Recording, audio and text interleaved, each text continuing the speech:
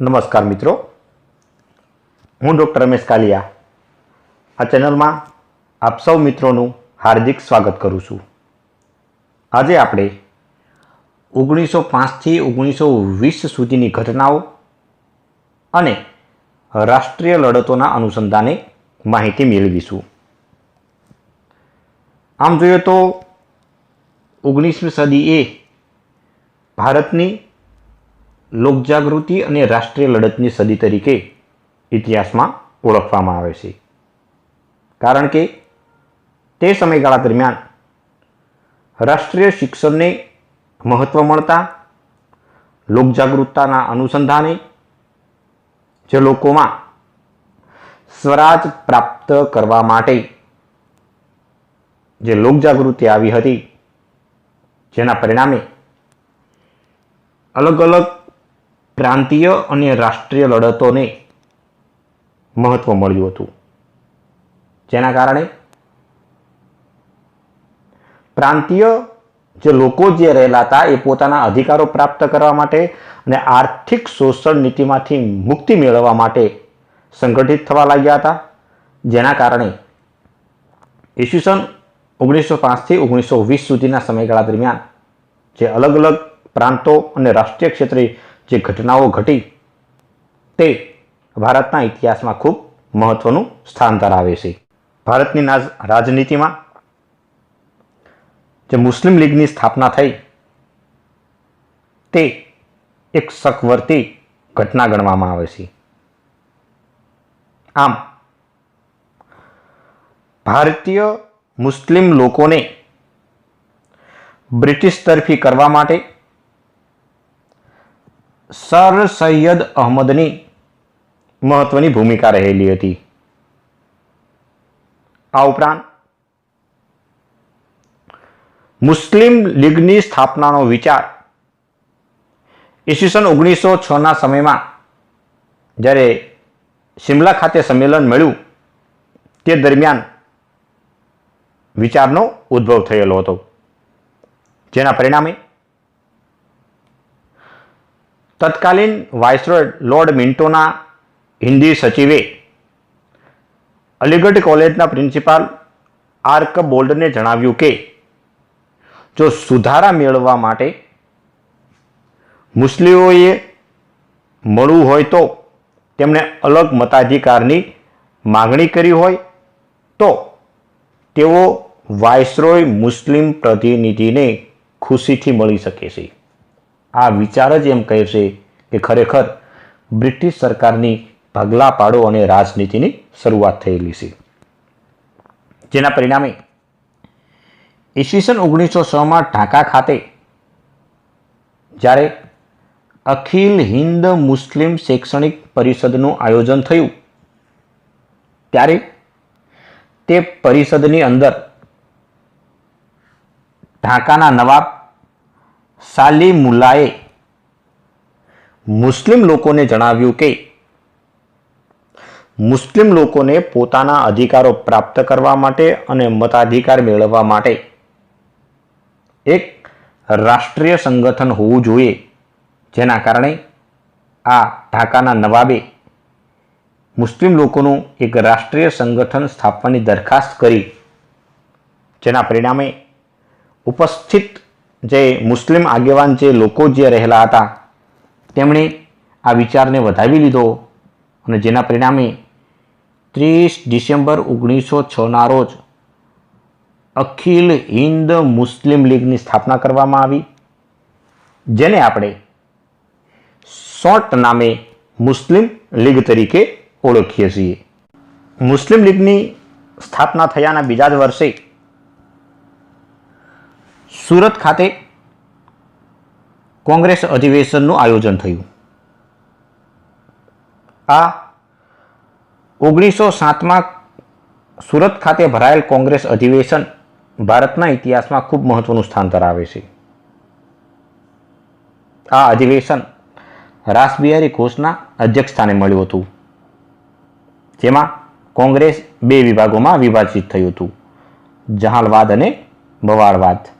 અને ત્યારબાદ એ ઈસવીસન 1916માં લખનૌ કરાર દ્વારા કોંગ્રેસના જે બે વિભાગો પડ્યા હતા તે અને મુસ્લિમ લીગને એ સંયુક્ત કરવાનું કામ એ એની બેસન્ટ દ્વારા થયું હતું. તે પણ ઇતિહાસની અંદર મહત્વનું સ્થાન ધરાવે છે. ત્યારબાદ ઈસવીસન 1909ના સમયમાં મોર્લે મિન્ટો સુધારા દાખલ થયા હતા, જે બ્રિટિશ સરકાર દ્વારા ભારતમાં કોમવાદી રાજનીતિની શરૂઆત હતી.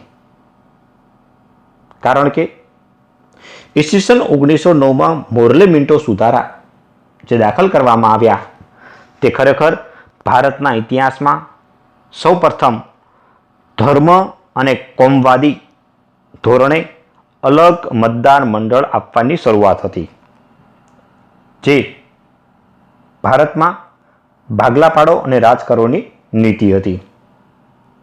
જેના પરિણામ સ્વરૂપે આ 1909ના સમયમાં જે મોર્લે મિન્ટો જે સુધારો જે દાખલ કરવામાં આવ્યો હતો તેમાં મુસ્લિમ, દલિત અને પછાત વર્ગના લોકોને અલગ મતદાન મંડળ આપી અને બ્રિટિશ તરફી કરવા માટેના પ્રયત્નો હતા.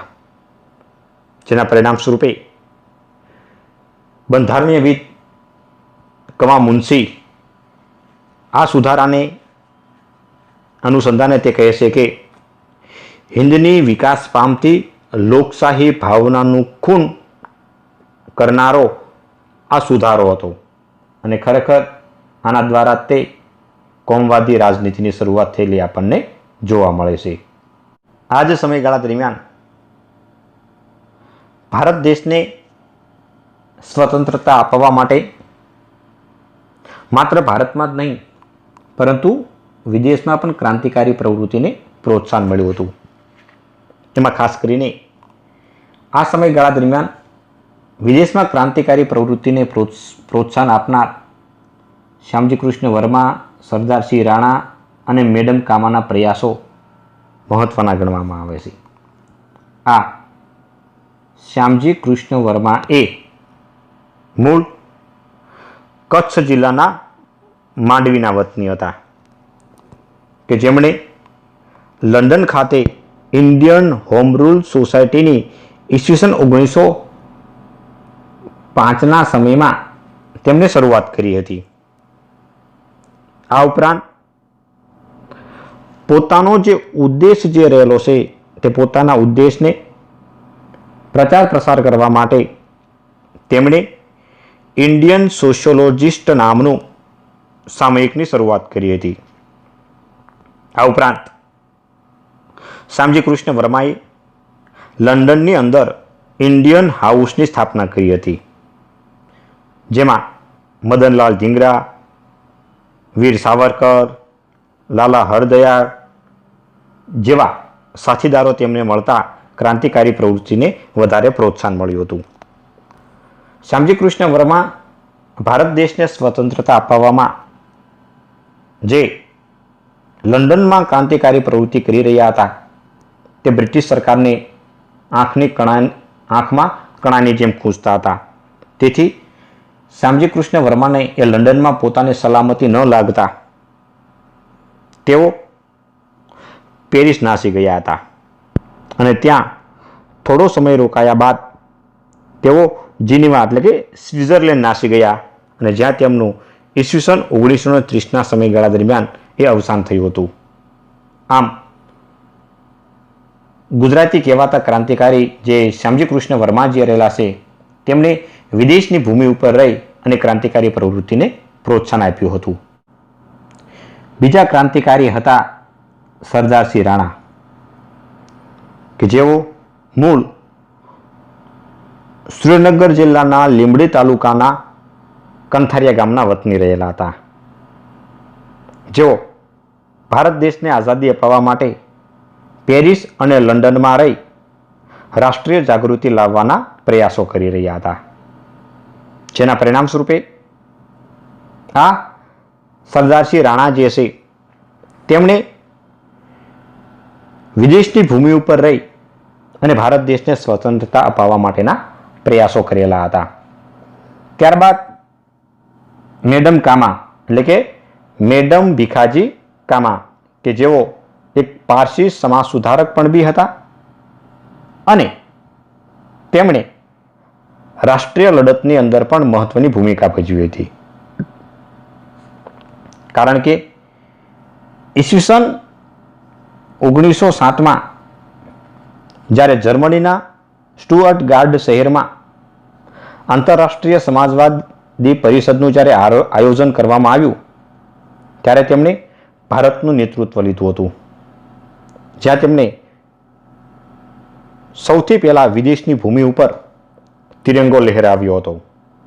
આ જે તિરંગો જે લહેરાવવામાં જે આવ્યો હતો તેમાં સ્વદેશી અને વંદે માતરમ એવા 2 શબ્દો આલેખિત થયેલા આપણને જોવા મળે છે. આ ઉપરાંત ભારત દેશને સ્વતંત્રતા અપાવવા માટે અમેરિકાની અંદર પણ ભારતીય ક્રાંતિકારીઓ દ્વારા મહત્વની પ્રવૃત્તિઓ ચાલતી હતી.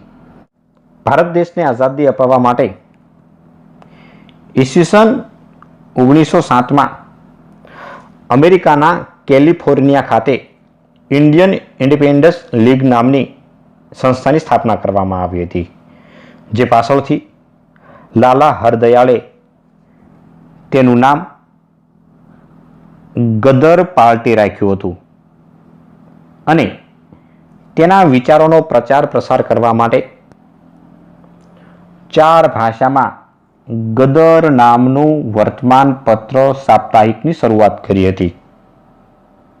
આમ ભારત દેશને સ્વતંત્રતા અપાવવામાં અમેરિકા, જર્મની, જાપાન, બ્રિટન જેવા અલગ અલગ દેશોમાં રાષ્ટ્રીય પ્રવૃત્તિ માટે મહત્વના કેન્દ્રો સ્થાપિત થયેલા આપણને જોવા મળે છે.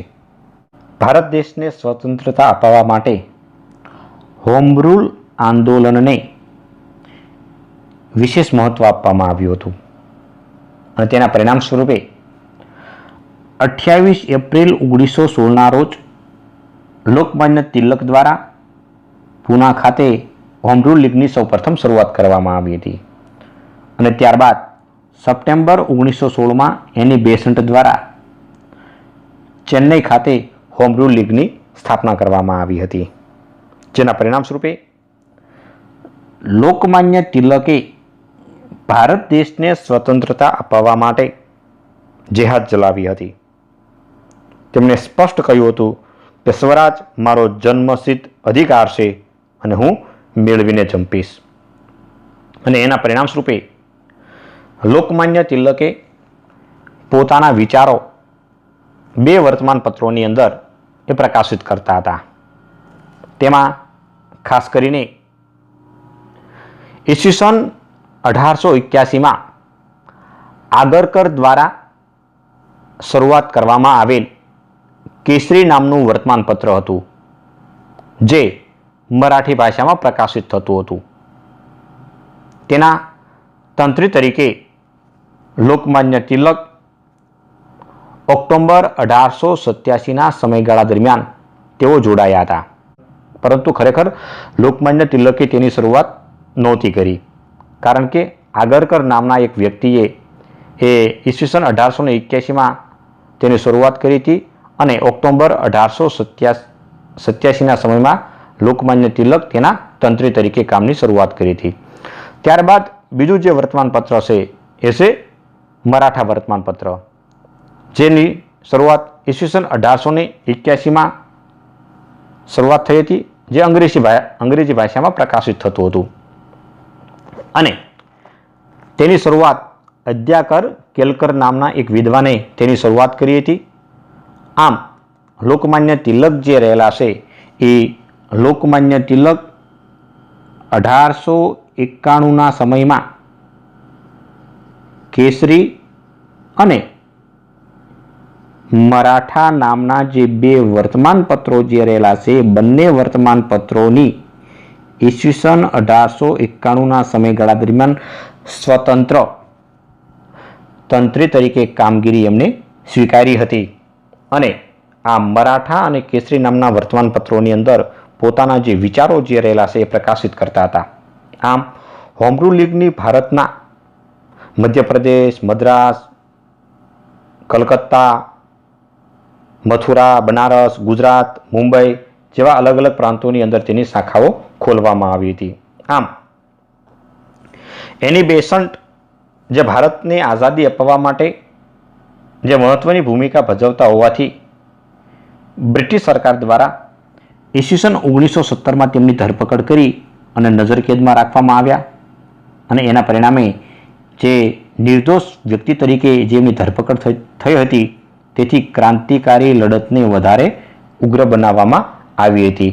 આમ ભારત દેશને આઝાદી અપાવવામાં હોમ રૂલ આંદોલનની મહત્વની ભૂમિકા રહેલી જોવા મળે છે. આ સમયગાળા દરમિયાન જ્યારે ભારતમાં રાષ્ટ્રીય ચળવળની જે પ્રવૃત્તિઓ જે પૂરજોશમાં ચાલી રહી હતી ત્યારે ઈસવીસન 1915ના સમયમાં મહાત્મા ગાંધીજીનું ભારત દેશની અંદર પ્રવેશ કરી ચૂક્યા હતા. તેમણે પૂરા ભારતનું પરિભ્રમણ કર્યા બાદ તેમણે સૌથી પહેલા જે સત્યાગ્રહ જે કર્યો હતો એ હતો ચંપારણ સત્યાગ્રહ 1917ના સમયમાં. કારણ કે એ સમયગાળા દરમિયાન બિહારના ચંપારણ પ્રાંતમાં યુરોપિયન જમીનદારો જમીનના ત્રીજા ભાગમાં ફરજિયાત ગળીનું વાવેતર કરવા માટે એ ફોર્સ કરતા હતા. પરંતુ ત્યાં જે જોઈએ એટલું ઉત્પાદન નહોતું થતું અને ખેડૂતોનું આર્થિક શોષણ થતું હતું. આમ ત્રીજા ભાગમાં જે ફરજિયાત જે ગળીનું જે વાવેતર જે કરવામાં આવતું હતું એ તીન કટિયા પદ્ધતિ તરીકે પણ ઓળખવામાં આવે છે. જેના પરિણામ સ્વરૂપે ચંપારણનો જે આ પ્રશ્ન જે રહેલો હતો તે ચંપારણનો રૂબરૂ પ્રશ્ન જાણવા માટે ગાંધીજીએ જયકુમાર શુક્લ નામના વ્યક્તિને તપાસની સંપૂર્ણ જવાબદારી આપી હતી અને ત્યારબાદ એ ગાંધીજીએ ઈસવીસન 1917માં ચંપારણ સત્યાગ્રહ કર્યો અને આ ચંપારણ સત્યાગ્રહ એ પ્રથમ સફળ સત્યાગ્રહ હતો અને ભારતનો પ્રથમ ખેડૂત સત્યાગ્રહ હતો. આમ ગાંધીજીએ ઈસવીસન 1917માં ખેડૂત આંદોલનને જે સફળ બનાવ્યો હતો તેના પરિણામ સ્વરૂપે રવિન્દ્રનાથ ટાગોર દ્વારા ગાંધીજીને મહાત્માનું બિરુદ આપવામાં આવ્યું હતું. આમ ગાંધીજીએ ખેડૂતોનો પ્રશ્ન ઉકેલ્યા બાદ તેમણે મિલની અંદર કામ કરનારા મજૂરોનો જે પ્રશ્ન જે છે એ ઉકેલ લાવવા માટેના પ્રયાસો કર્યા હતા. જેના પરિણામ સ્વરૂપે ઈસવીસન 1918માં અમદાવાદ મિલ મજૂર સત્યાગ્રહ થયો હતો. જેમાં મિલના માલિકો અને મજૂરો વચ્ચે પ્લેગ બોનસ બાબતે મતભેદ ઊભા થયા હતા.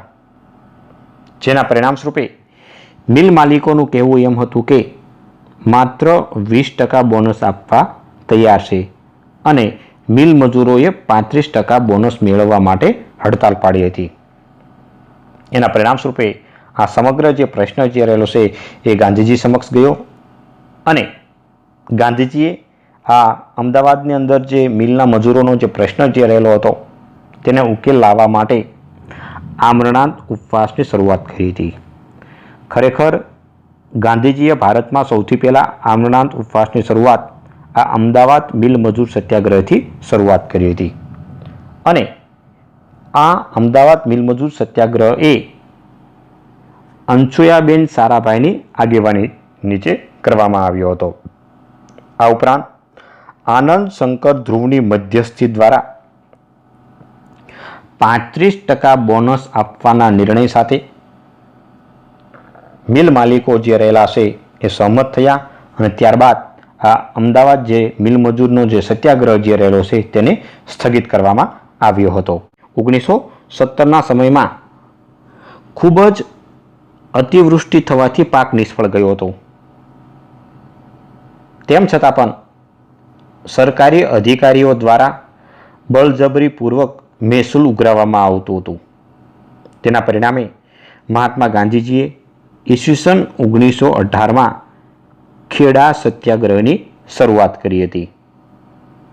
આમ મહાત્મા ગાંધીજીએ પોતાની આગેવાની નીચે આજે ખેડૂત જે સત્યાગ્રહ જે કર્યો હતો તે ભારતનો બીજો ખેડૂત સત્યાગ્રહ હતો અને ગુજરાતનો પ્રથમ ખેડૂત સત્યાગ્રહ રહેલો હતો.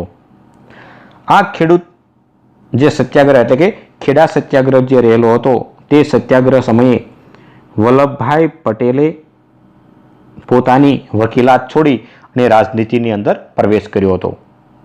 આ સમયગાળા દરમિયાન મોહનભાઈ પંડ્યાને ગાંધીજીએ ડુંગળી ચોરનું બિરુદ આપ્યું હતું અને આ લડતની અંદર એક ખેડૂતોનો વિજય થતાં ખેડૂતોની અંદર પણ રાષ્ટ્રીય ભાવનાનો વિચારનો સંચાર થયો હતો અને એમની અંદર જે રહેલો જે ડર જે રહેલો હતો તે પણ ધીમે ધીમે દૂર થવા લાગ્યો હતો.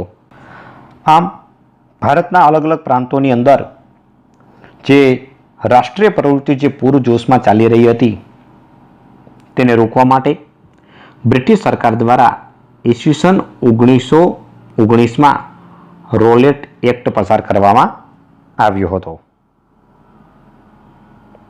કારણ કે ભારતમાં રાષ્ટ્રીય ક્રાંતિકારી પ્રવૃત્તિ અને રાષ્ટ્રીય પ્રવૃત્તિને રોકવી ખૂબ જરૂરી હતી. જેના પરિણામે 8 માર્ચ 1919ના રોજ રોલેટ એક્ટ એ પસાર થયો હતો. આમ ગાંધીજીએ આ કાયદાને કાળો કાયદો કહી અને ખૂબ વિરોધ કર્યો હતો. આ ઉપરાંત ભારત દેશના અલગ અલગ પ્રાંતોની અંદર પણ તેનો ખૂબ વિરોધ થયો હતો. જેના પરિણામ સ્વરૂપે ભારતના એ સમયના આગેવાન નેતાઓ અને રાષ્ટ્રીય પ્રવૃત્તિ કરતા લોકોની ધરપકડ કરી હતી અને આ જે ધરપકડ કરવામાં આવી હતી તેના પરિણામ સ્વરૂપે ભારત દેશમાં તેનો ખૂબ વિરોધ થયો હતો.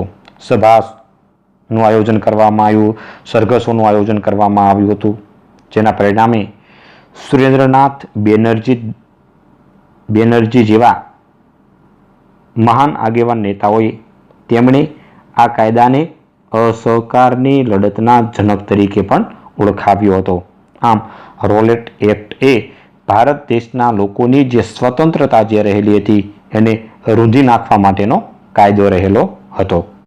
આમ ભારતીય લોકોના અવાજને રૂંધી નાખવા માટે જે રોલેટ એક્ટ જે પસાર કરવામાં આવ્યો હતો તેનો ભારત દેશના અલગ અલગ પ્રાંતોની અંદર ખૂબ વિરોધ થયો હતો. તેમાં ખાસ કરીને પંજાબની અંદર તે સમયના આગેવાન નેતા ડૉક્ટર સતપાલ અને ડૉક્ટર સૈફુદ્દીનની આગેવાની નીચે આ રોલેટ એક્ટનો જે કાયદો જે રહેલો છે તેનો વિરોધ કરવામાં આવ્યો હતો. જેના પરિણામ સ્વરૂપે આ બંને આગેવાનો અને લોકોની ધરપકડ થતાં 13 એપ્રિલ 1919ના રોજ અમૃતસરના જલિયાવાલા બાગ ખાતે સભાનું આયોજન કરવામાં આવ્યું હતું. આ સભાની અંદર 20,000 કરતાં પણ વધારે લોકો એકત્રિત થયા હતા. જેમાં સ્ત્રીઓ, પુરુષો, યુવાનો જેવા અલગ અલગ વર્ગના લોકો પણ જોડાયેલા આપણને જોવા મળતા હતા. અને એ સમયગાળા દરમિયાન જે સભાનું જે આયોજન થઈ રહ્યું હતું ત્યારે અમૃતસરના લશ્કરના વડા જે જનરલ ડાયર જે રહેલા હતા તેના આદેશથી નિર્દોષ લોકો ઉપર કોઈ પણ જાતનો નિર્દેશ આપ્યા વગર ગોળીબાર કરવામાં આવ્યો. જેમાં 1,000 કરતાં પણ વધારે લોકોના અવસાન થયા હતા અને 3,000થી પણ લોકો ઘાયલ થયા હતા. અને આ આખા ષડયંત્ર પાછળ જો કોઈ જવાબદાર વ્યક્તિ હોય તો એ હતો એ સમયનો યુવાન હંસરાજ નામનો એક વ્યક્તિ, જેણે સંપૂર્ણ માહિતી જનરલ ડાયરને આપી હતી. આજે ભારત દેશની અંદર જે જલિયાવાલા બાગનો જે હત્યાકાંડ જે થયો તેને એપ્રિલ 2020માં 101 વર્ષ પૂર્ણ થયા. આવી જે દયનીય ઘટના ઘટી હોવાના કારણે ગાંધીજીને જે સર એ હિન્દનો જે ખિતાબ જે આપવામાં જે આવ્યો હતો તે પરત કરવામાં આવ્યો. આ ઉપરાંત રવિન્દ્રનાથ ટાગોરે નાઇટહુડનો ખિતાબ પરત કર્યો અને જમનાલાલ બજાજને જે રાય બહાદુરની જે ઉપાધિ આપવામાં જે આવી હતી તે પણ બ્રિટિશ સરકારને પરત કરવામાં આવી હતી. આમ પૂરા ભારતમાં જ્યારે બ્રિટિશ સરકારનો જ્યારે વિરોધ થઈ રહ્યો હતો, તેમની વિરુદ્ધમાં જ્યારે જુવાળ ફાટી નીકળ્યો હતો, ત્યારે તેમને શાંત પાડવા માટે ઈસવીસન 1919માં મોન્ટેગ્યુ ચેમ્સફર્ડ સુધારા દાખલ કરવામાં આવ્યા હતા. જેમાં ખાસ કરીને તે સમયે હિન્દી વઝીર મોન્ટેગ્યુએ 20 ઓગસ્ટ 1917ના રોજ હિન્દને સ્થાનિક સ્વશાસન આપવાની જાહેરાત કરી હતી. જેના પરિપાક રૂપે 23 ડિસેમ્બર 1919ના રોજ મોન્ટેગ્યુ ચેમ્સફર્ડ સુધારાઓ અમલ કરવામાં આવ્યા. પરંતુ આજે મોન્ટેગ્યુ ચેમ્સફર્ડ સુધારા જે દાખલ કરવામાં આવ્યા હતા તેમાં કોમવાદી મતદાર મંડળને મહત્વ આપવામાં આવ્યો હોવાથી તેનો સખત વિરોધ કરવામાં આવ્યો હતો. પરંતુ અમૃતસર કોંગ્રેસ અધિવેશનમાં ગાંધીજી દ્વારા મોન્ટેગ્યુ ચેમ્સફર્ડ સુધારાનો એ સ્વીકાર કરવામાં આવ્યો હતો. જેના કારણે કોંગ્રેસે આ સુધારાને અંશતઃ સ્વીકાર્યો પણ જોવા મળે છે. બીજી તરફ ખિલાફત આંદોલનને પણ ટેકો આપવામાં આવ્યો હતો. તેમાં ખાસ કરીને પ્રથમ વિશ્વયુદ્ધ દરમિયાન તુર્કી જર્મનીના પક્ષે રહી યુદ્ધમાં લડ્યું હતું. આ પ્રથમ વિશ્વયુદ્ધમાં એ જર્મન પક્ષનો પરાજય થવાથી તુર્કી સામે કડક સંધિઓ લાદવામાં આવી હતી અને જેના પરિણામ સ્વરૂપે જે એ સમયે તુર્કીની અંદર જે ઇસ્લામિક સુલતાનનું જે શાસન હતું અને એ ખલીફાની પાસે જે સત્તા રહેલી હતી તે સત્તા બ્રિટિશ સરકાર દ્વારા એ ઝૂંટવી લેવામાં આવી અને એના પરિણામ સ્વરૂપે વિશ્વના મોટાભાગના દેશોની અંદર તેનો સખત વિરોધ થયો હતો. જેના પરિપાક રૂપે 24 નવેમ્બર 1919ના રોજ ગાંધીજીના પ્રમુખ સ્થાને દિલ્હીમાં પ્રથમ ખિલાફત પરિષદનું આયોજન કરવામાં આવ્યું હતું અને આ આયોજનની અંદર ઈસવીસન 1919માં ખિલાફત આંદોલન શરૂ કરવું અને તેને ટેકો આપવાની સંપૂર્ણ માંગ એ ગાંધીજી દ્વારા કરવામાં આવી હતી. જેના પરિણામ સ્વરૂપે આ ખિલાફત આંદોલન જે રહેલું છે એ ખિલાફત આંદોલન એ બ્રિટિશ સરકારની વિરુદ્ધમાં હતું. જેના કારણે આ ખિલાફત આંદોલનને જ્યારે ગાંધીજી દ્વારા એટલે કે કોંગ્રેસ દ્વારા જ્યારે ટેકો આપવામાં આવ્યો તેના કારણે અસંતુષ્ટ થયેલા જે મુસ્લિમ આગેવાન જે નેતાઓ જે રહેલા હતા એ પણ કોંગ્રેસ તરફી થવા લાગ્યા હતા. આમ ઈસવીસન 1905થી 1920 સુધીના જે સમયગાળા દરમિયાન જે ભારતના ઇતિહાસની અંદર અલગ અલગ પ્રાંતોમાં જે ઘટનાઓ ઘટી અને વિદેશની અંદર જે ક્રાંતિકારી જે પ્રવૃત્તિઓની જે ઘટના ઘટી હતી તે આધુનિક ભારતના ઇતિહાસની અંદર ખૂબ મહત્વનું સ્થાન ધરાવે છે. આભાર.